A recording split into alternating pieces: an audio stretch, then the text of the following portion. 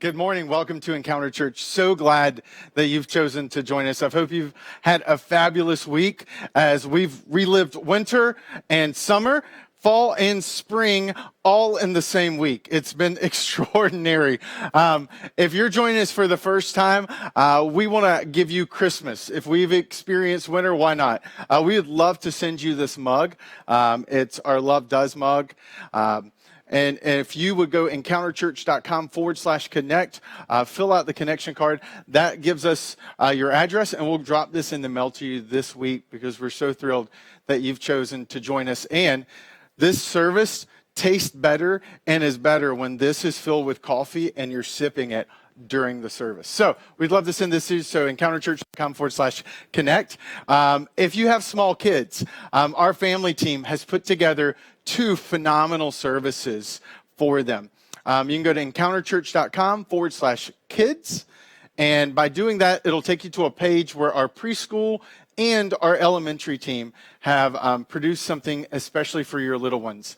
They last, both are roughly 20 minutes. Our service today is about 45 minutes. And so when I start to speak in a few minutes, if you have a second device, you can hit play. It'll last almost the entire time for that. So thank you so much for being here. I know that this continues to be such a difficult period for us because we wish this room was full. We wish that you were here, that we could sing, that we could learn, grow, hug, and be with each other. But we're so grateful for our technology, for the team that works together to produce this ability every single week. And so today we're going to kick off and continue our series, How Not to Be Your Own Worst Enemy, beginning now.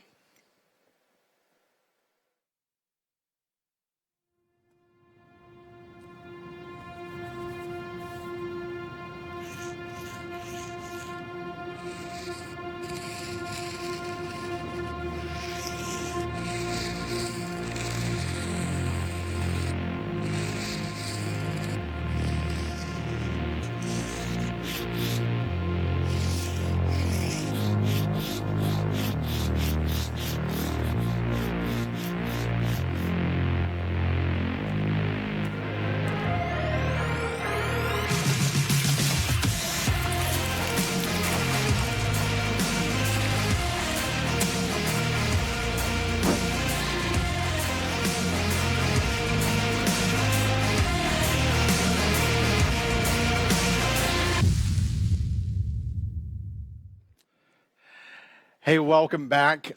Today, we're going to continue our series, How Not to Be Your Own Worst Enemy. And to start the series, I'm going to take you to France. Not really, because ain't nobody got time for that. But in March 2019, an incident occurred with a report that has recently come out. A 64-year-old man, his coworkers really wanted to show them how much they appreciated him.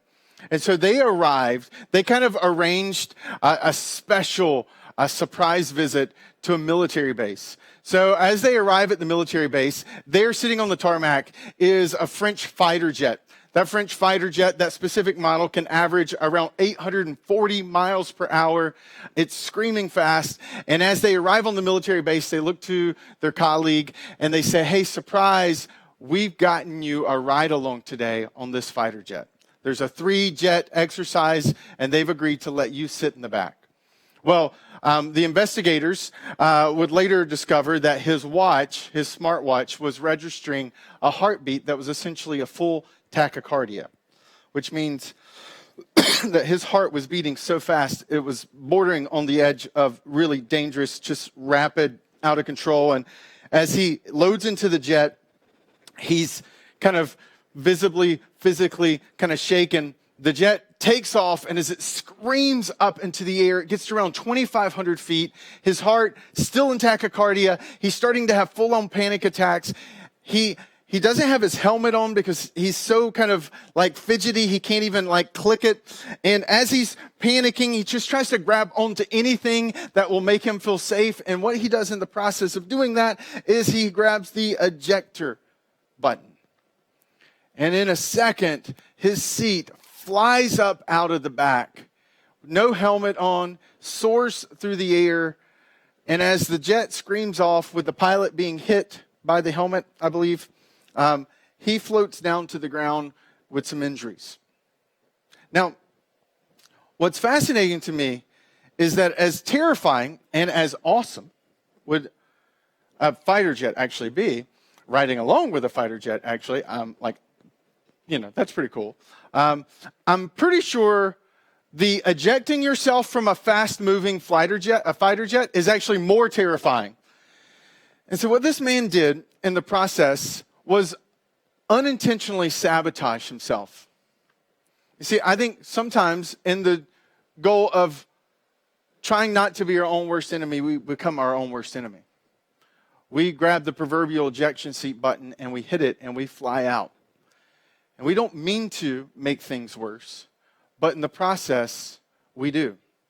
And if there's any area where I think this is so true, where we become our own worst enemy, it might be the area of communication. In fact, maybe you've experienced something a little bit like this scenario I want to tell you about. Let's imagine we've got a couple. Now, for the sake of this, I want to make this a little bit more alive. So let's imagine we have a guy named Jeff. Oh, actually, let's just call him Woody. And we have Elsa. Now, Woody and Elsa are happy. And as Elsa walks in, she's noticed that Woody has loaded the dishwasher. And so here is the dialogue. Elsa, listen, try not to take this the wrong way, Woody, okay? But if we're going to be married for the next 30 years, I need you to know that plates do not go on the top shelf of the dishwasher. I really don't like when you do that.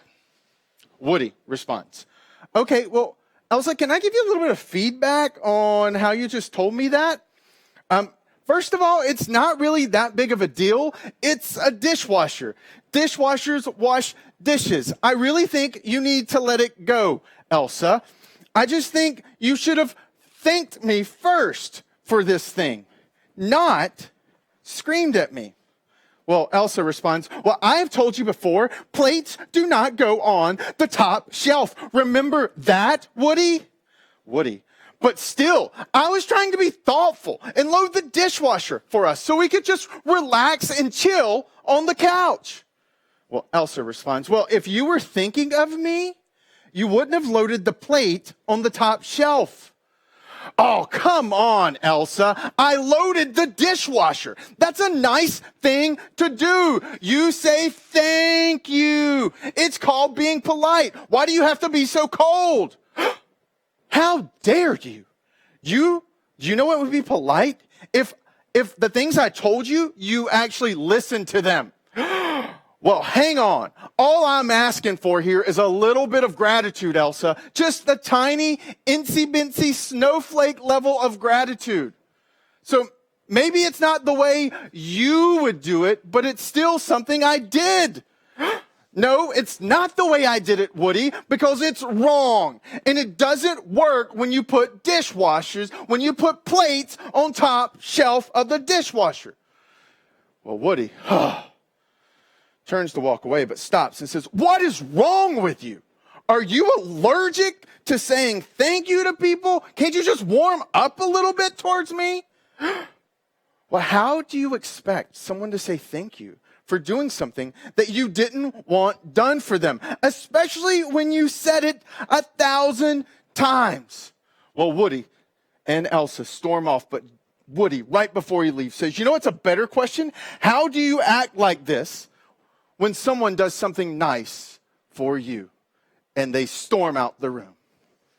Now, reality is that this probably feels a little familiar, just maybe not without the characters. You see, in one area of our life where we're our own worst enemy, it's in the area of communication, where a nice gesture turns into warfare. And yet, if you were to slow down the interaction, what you would actually find in that moment is that there were some clear elements that caused them to go off track.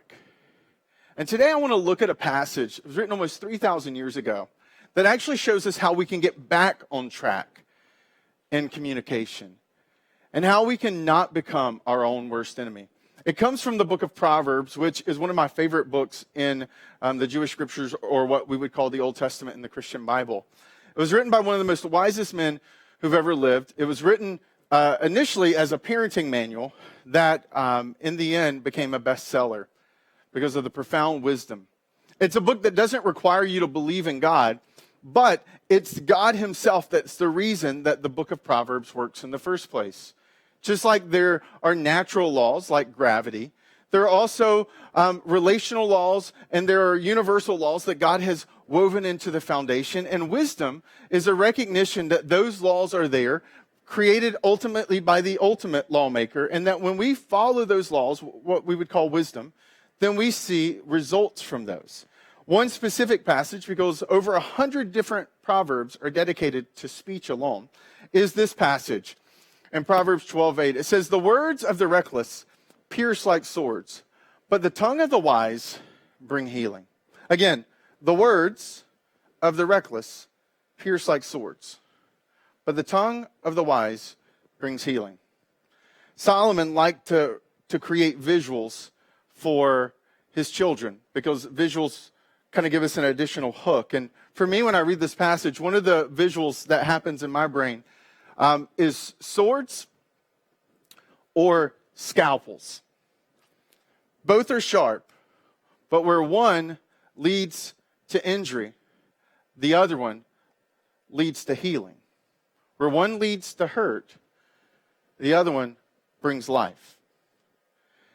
And what Solomon is laying out for his children here is the fact that their words have the potential to do one or two things. And they're in the driver's seat. They have a choice on how they're going to use their voice. And in this passage, what we see is the two distinct ways. Now, what's fascinating to me is in the nuance of what Solomon is saying. He's saying there's the words of the reckless and then the words of the wise. Now, the reckless use their words to pierce like swords. Now, swords are an offensive kind of, gotcha kind of weapon. And you tend to do that on an attack. See, what happens for most of us is we, in the midst of a conversation or dialogue, whether it's with a roommate, significant other, or coworker, we feel attacked and we start to attack back. We use our words and they become swords. And they pierce and they hurt and they jab. And two different people jabbing each other start to lead to further and further pain. But I think part of it that's key is this word reckless. Now, reckless is to be thoughtless. It's to be unintentional. It's to be kind of misguided. It's like you're physically there, but you're not. Many of us are finding ourselves in situations now where we have to use Zoom or Skype. And one of the things that's happened that I love about human beings is that as I've had Zoom calls, what I've noticed is there's a tendency, regardless of the age, let's be clear, this isn't my daughter on Zoom with her class because they do that. This tends to be adults that I'm talking to, or me as the adult that is talking, where people have discovered virtual backgrounds. And so you can have these different virtual backgrounds that are, some are funny, some are serious. But one of the habits that I've noticed is this virtual background, where people have realized that some of these software actually create software. They have an algorithm that's paying attention to your face. And so it's called an attention index. And so your host or your teacher or your boss, if they activate this feature, can actually get an alert that says, hey, one user blank is no longer paying attention. Their face isn't on the screen.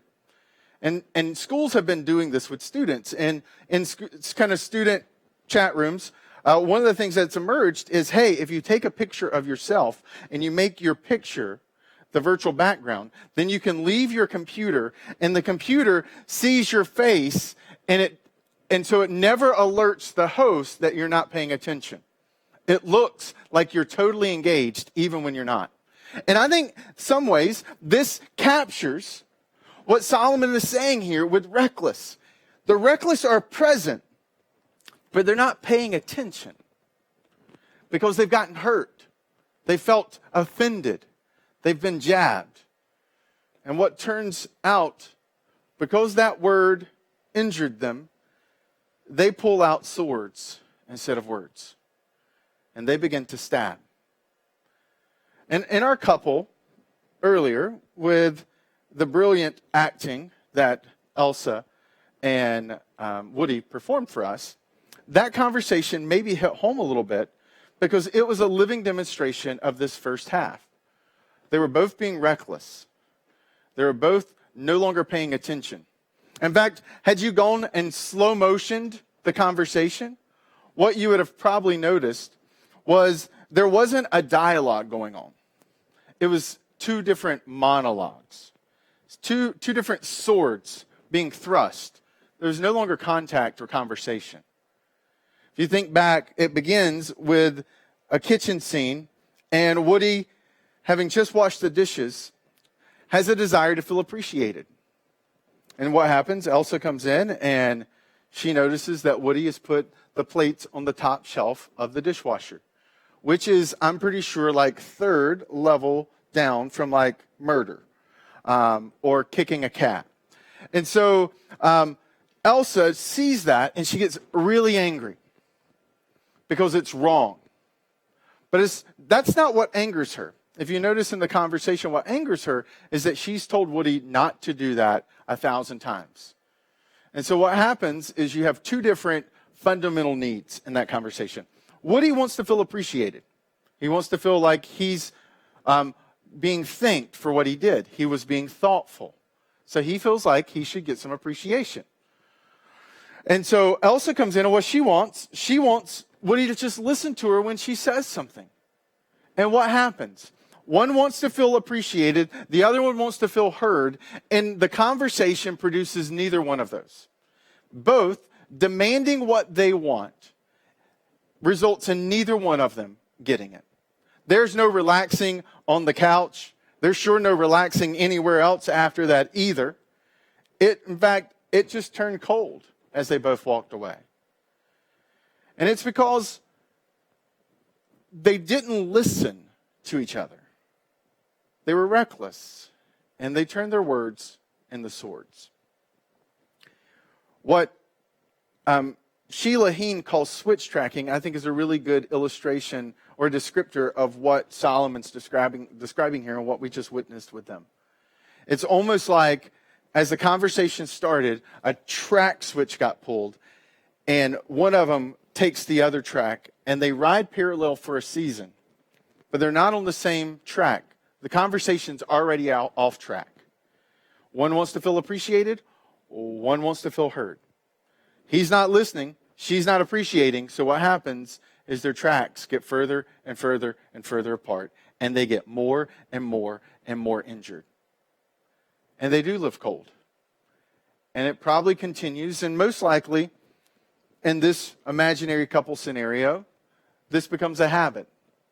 This is something that isn't just in romantic conversations. This happens between roommates. This happens between parents and kids. In fact, last night, I was having a conversation with my daughter, and one of the intentional habits is I always try to make sure we don't switch track, because it can quickly get off track when you're trying to deal with an issue. In fact, one of the early coachings that we got in our premarital counseling was a little trick to produce that and to help us stay focused. And so it may be a physical object or like a sticky note, because here's a sticky situation. So write the central topic that you're talking about on the sticky note. And then any other topics that come up, write those things on a sticky note and put them to the side. Deal with each track each time. Don't get off track. And so it's like, okay, here's the issue. I want to feel appreciated. Here's her issue. I want to feel heard, right? And so, okay, I hear two different things. So what Woody should and could have done is say, sweetie, I hear you. It seems like you don't feel like I've been listening to you. And I want you to know I love you. The reason I did this tonight was to be thoughtful. I want to be thoughtful in our relationship. I just really wanted to feel appreciated for what I did tonight. And can we talk about that? And then I want to talk about you not feeling like you're being heard. Because I could easily, if I'm not being careful, demand my appreciation from you. And in the process, not even hear what you're trying to say. And so for some of you, it may be just learning how to use sticky notes in conversations. For my wife and I, early in our marriage, we would use a salt shaker. We would kind of move, physically sit down beside each other and put something in front of us and say, okay, this is what we're talking about. This is the issue. All these other things are important, but right now, this is the most important thing. Let's get conclusion. Whether it's our finances, whether it's on vacation, whether it's on a purchase, whether it's on something I should be doing or should not be doing. Like, let's get clarity around that topic. Now, that helps to prevent us from going off track and turning into word warfare, where our words become swords. Sometimes switch tracking doesn't even happen out loud. Maybe your boss walks up to you pre-COVID-19, or in COVID-19 scenarios, maybe it's over a Zoom call and there are other people listening. And your boss looks at you and says, where's that report I asked for last week? Like, what's wrong with you? I told you I needed it before the weekend. Now it's Monday, and now I'm looking like I'm not doing my job. Are you lazy? Now, switch tracking can look like this while your boss is doing that and you mute it. You got your virtual background where it looks like you're paying attention. And what you're really doing in your head is you're like, first of all, man, like, you gave me this thing 24 hours before it was due, and there's at least 48 hours worth of work in that. Like, what's wrong with you? Like, what bizarre world do you live in where you think I, as a human being stuck at home with my kids, can get something done in 24 hours that takes a group of people 48 hours at the office to get done? And, by the way, I asked you to do something last week, and you didn't do it. You didn't give me that report. And part of the reason this report's not prepared is because you didn't give me that piece of information I asked for. So how dare you call me out in front of all these people? Like, are you an idiot? Like, what is wrong with you? Now, you're not saying any of that out loud. Your virtual background's just you smiling. But inside your head, you're switch tracking, and you're 4 or 5 tracks away at this point. And we do this, and we become reckless. Because sometimes you don't have to say it out loud to peers. Because a relationship can be destroyed inside of your head long before it ever plays out in front of you. Where you lose trust or you lose respect. But what Solomon does for us here is he also gives us another path. That Solomon says the words can bring healing. They can bring life. And that's the type of words that Solomon is calling his children to practice. In fact, a couple weeks ago, I think I saw a beautiful illustration of how words can move us and how they can bring healing. And sometimes we can lose sight of how powerful they can actually be. It was made the rounds in social media. An Alabama man named John, he's 84 years old. His wife, Ann, they've been married for 45 years. Ann was in a care facility for people with Alzheimer's, severe dementia. So every single day after he finished up his teaching responsibilities at a local college, he would go by and spend the rest of the evening with her, just singing to her and talking to her. And then when COVID-19 happened, he was no longer allowed to go into the care facility to see her. And so every single day since the beginning of COVID-19 and the separation policies that were put into place, John's been doing this. Amazing grace, how sweet the sound that saved a wretch like me. And she sings along with him. Because for 45 years, John and Ann went to church together. And these are classic songs that brought her hope. And John does this every single afternoon.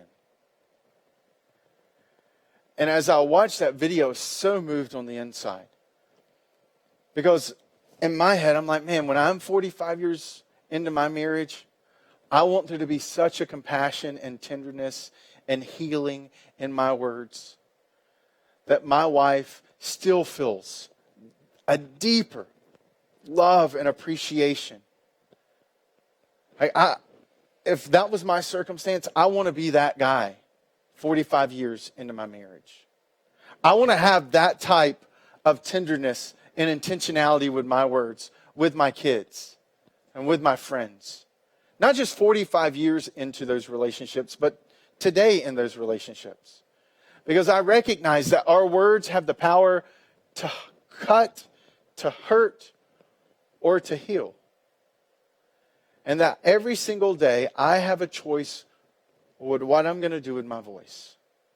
I can let the frustration and stress of circumstances and situation and the grief I'm feeling because of what we're living through, I can let that spill out with my loved ones or my coworkers, or I can step into those moments each time reminding myself that I have a choice of what I'm going to do with my voice.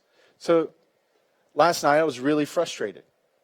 I'd asked my daughter to do something, and it was really late, and I knew we needed to get to bed. And so I came in, I said, hey, Pumpkin, here's the deal.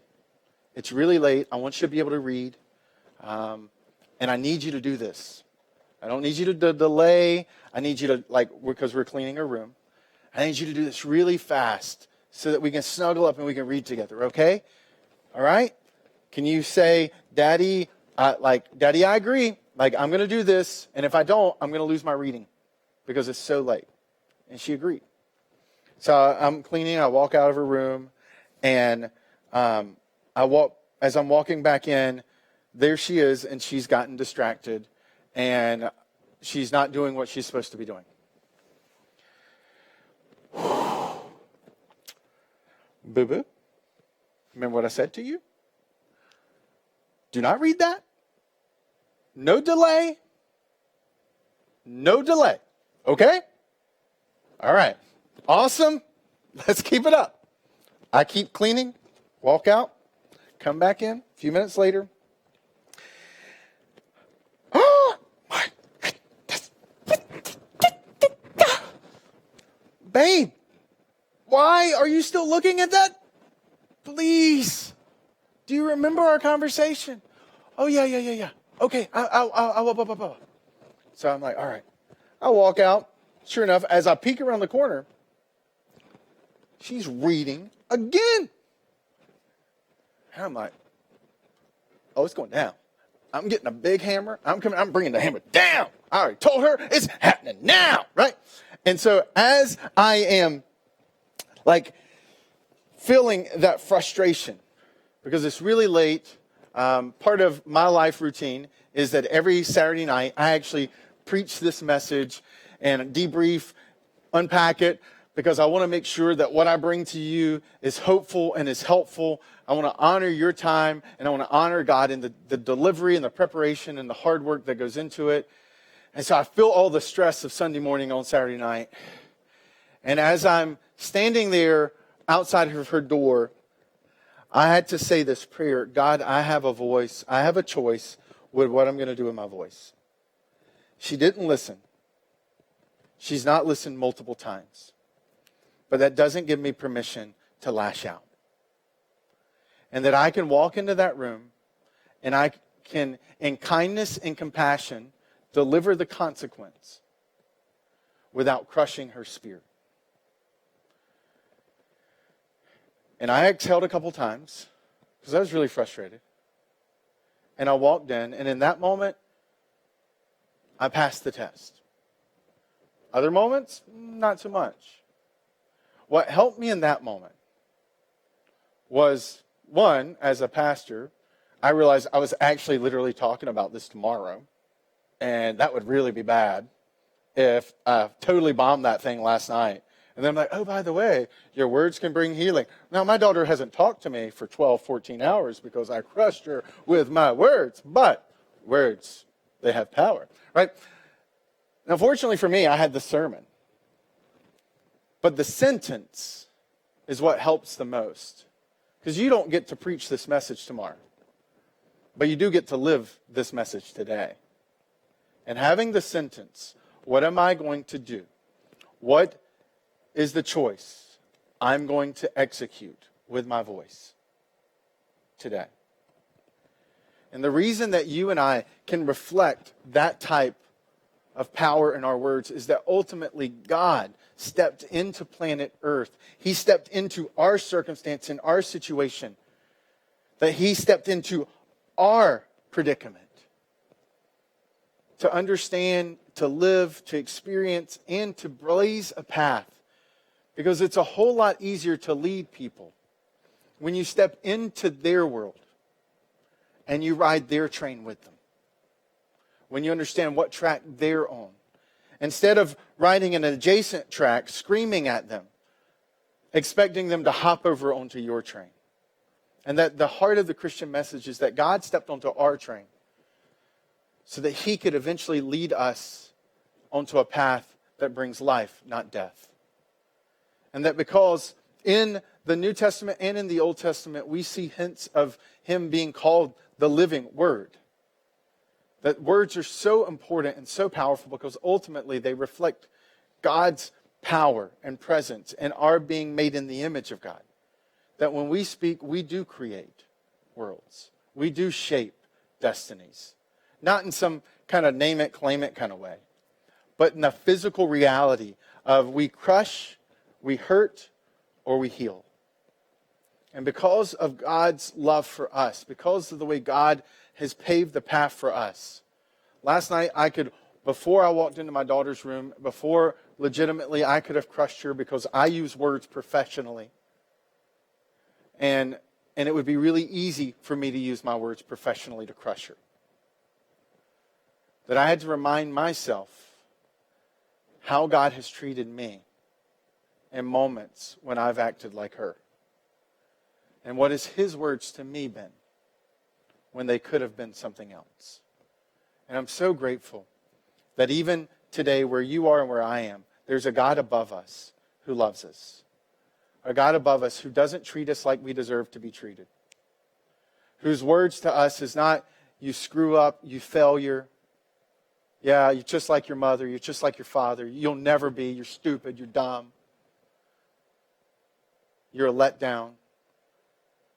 His words had action and a demonstration and a declaration of His love for us and the value and the way that He paved a path. And for many of us, I believe that us becoming intentional about our words starts with us becoming intentional about looking up to the one who is the living Word and how He lived so that we could live. And for some of us, maybe that means exploring faith.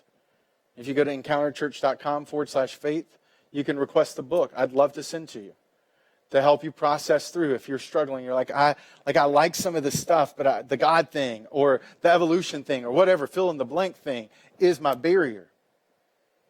I'd love to have that dialogue because those are legitimate questions. But they also have legitimate answers. Christianity doesn't ask you to check your brain. It just asks you to follow God's heart and what He did with His body. And in the process, He begins to transform you. So you don't have to check your brain. You can actually bring your brain into this faith. And so if that's you today, I'd love to send you a free book. Or in May, in a couple weeks, we're kicking off a series called The Bible for Adults. And the Bible for Adults series is I'm leaning into some of those things that are struggles for some of us around the Bible. For some of us, it's just to be reminded. And the way that we're going to close out today is to hear a song led by our team that calls us to focus on that reckless love that God had for us. And focusing on our heart and our mind on the reckless love that He had for us, it starts to give us the strength to walk and to live and to speak and to use our words in a way that brings healing and life. Because today, you and I have a choice of what we can do with our voice. We can hurt or we can heal. Let's pray. God, thank you. Thank you for this opportunity. to come, to gather. Thank you for your word and the power that it brings and the life that you desire to bring through it. May you help us today be people who use our words, even in the midst of COVID-19 and the grief and the stress and the pressure that comes with it, that we would not be people who lash out, but that we would love and that we would lead with our words. Thank you for the people who've spoken words of hope into our lives. God, help us to forgive those who've maybe said words to us that we still feel, that we still are haunted by decades later. And thank you that we can forgive, that we can lead and love, that we can do all those things because of you, Jesus, and how you demonstrated your reckless love for us. And it's in your name, Jesus, that I pray. Amen. I want to thank you for being here today. If you're currently in a situation or circumstance where you're financially struggling or you've lost your job, then I want to encourage you to go to encounterchurch.com/help. We have set aside funds because of the generosity of people here who give so that we can step into your situation and circumstance and come alongside of you. We recognize that so many of us are in situations where we're struggling. And even in those situations, those are still being generous. And so because of your generosity, because of the way you give, because of the way you automate your giving, we're able to intentionally and aggressively be generous to people and serve and love those in our community and around our community. And so I want to say thank you. And if you're in that situation, counterchurch.com/help. One of the ways that you can practically help is this week I've just been burdened by so many of the small business owners in our community who have not, some of them because of the way the funds have dried up already with the small business loan, they're in a situation where they can't even get access to funds to help them. And so I would encourage you this week, maybe buy a gift card. Maybe you're not comfortable giving to a church, but to go buy a gift card to a restaurant and just plan on not spending it. Buy a gift card and say, well, maybe, 3, 6 months, 9 months, I'll use it then. But do something for a small business owner this week to make a difference. Because so many of us are struggling and are hurting financially. And as a church, we get to be people who demonstrate and who practically show that kind of love. Wasn't going to plan on doing this, but I thought about this earlier today. One of the people behind the scenes right now is a guy named Nick Wilson, who owns a restaurant. And it's a restaurant, like so many restaurants in this area, who people can't physically gather. And it's called Gather. So when you're called Gather and you can't gather, that's a problem, right? And I would encourage you to search for Gather in Pembroke, Massachusetts. I think the website's Gather and Eat, or gatherandeat.com. He just screamed it at me. So look, if you don't want to give to the church, give to someone like that. So go to gatherandeat.com and buy a gift card. $10, $20, $25, $50. Do that now. Because we believe the church should be known for what we do. And that we should demonstrate that love. And we should demonstrate that passion that God demonstrated for us. And so I want to call you to be generous today. Even if you don't want to be generous through the local church, be generous where you are. Gather and eat or go to your local restaurant down the road. But do something generous today because we don't want to get stuck in a trap of being focused on our self-pain, that we lose sight of there's so many people around us who are struggling and that we can actually make a difference. And so as we wrap up, the reason we do all this, the reason I want to call you to that is because God has been so generous to us. And so I hope you enjoy our team and the way they've put together this powerful song called Reckless Love. And when it's done, we're done. But let this song lead you as we lead out. God bless you, and I look forward to seeing you next week.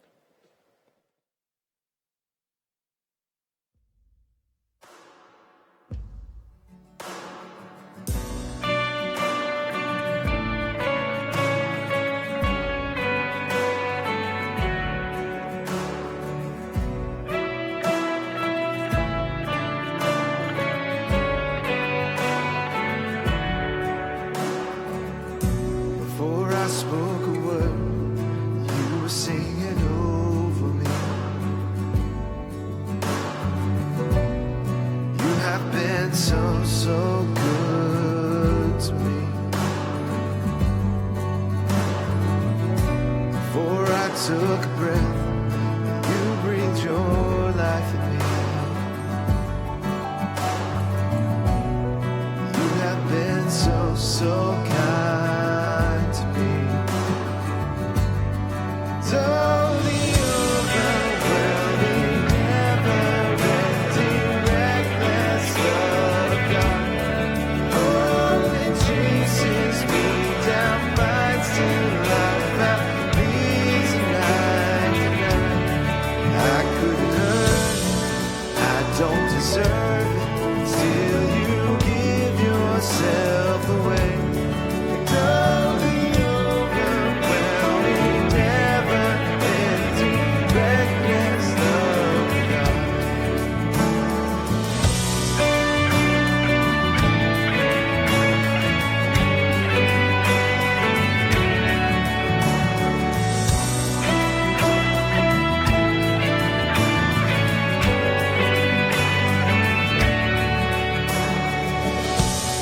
When I was your foe, still your love fought for me. You have been so good to me. When I felt no worth, you paid it all for me.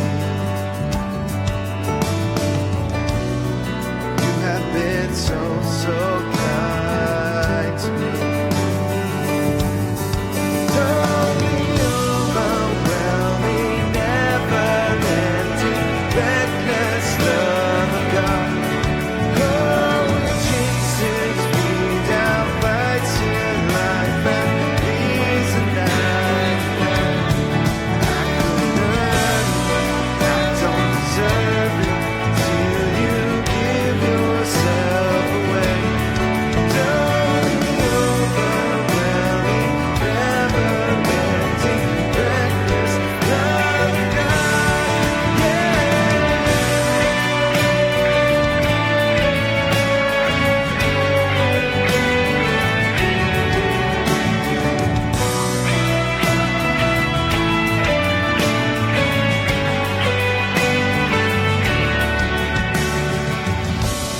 Shadow you won't light up, mountain you won't climb up, coming after me.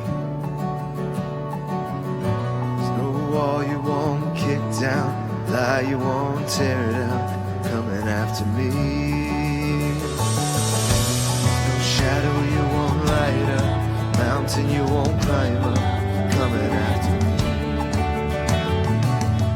There's no wall you won't kick down, lie you won't tear down, coming after me. There's no shadow